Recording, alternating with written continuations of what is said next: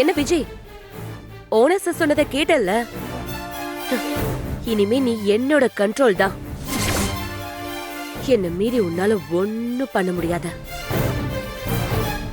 என்ன கோவம் வருதா? என்ன அப்படியே அடிச்சு கொல்லணும் போல தோணுதா? குடும்ப மானத்தை வாங்கிட்டு போனதுக்குதான் இப்போதைக்கு இது ஒரு சின்ன தண்டனை.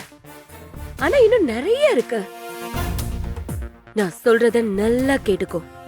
இந்த கடையை விட்டு நீ வெளியே போற நாள் விரல் விட்டு என்ற அளவுக்கு தான் இருக்கு. நீ ரொம்ப நாள் இந்த வேலையில இருக்க மாட்ட. அப்படி உன்னை நான் இருக்கவும் விட மாட்டேன். இந்த கடையில நான் பல வருஷமா வேலை பார்த்துட்டு இருக்கேன். நேத்து வந்த நீ ஓனர் கிட்ட அவ்வளவு ஈஸியா நல்ல பேர் வாங்க விட்டுருவேனா?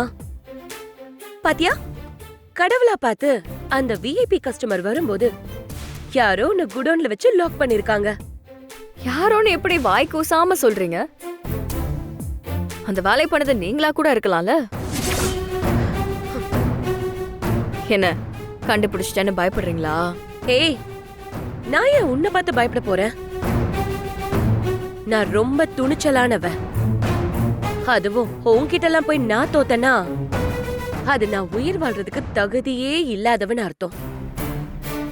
நீங்க சொன்ன மாதிரி நானும் ஒண்ணு சொல்றேன், நல்லா கேட்டுக்கோங்க. உங்களால என்ன ஒண்ணும் பண்ண முடியாது.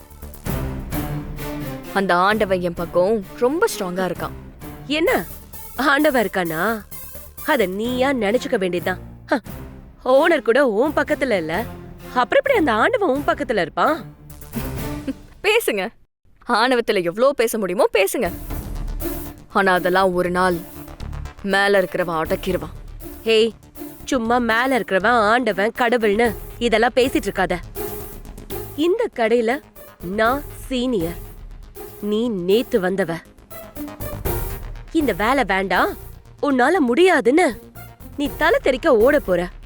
எனக்கு தெரியும்டி.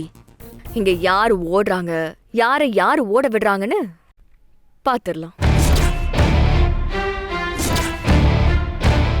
இவ்ளோ வரைக்கும் நடந்தும் உன் திமிரான பேச்சு அடங்கவே மாட்டேங்குதுல்ல?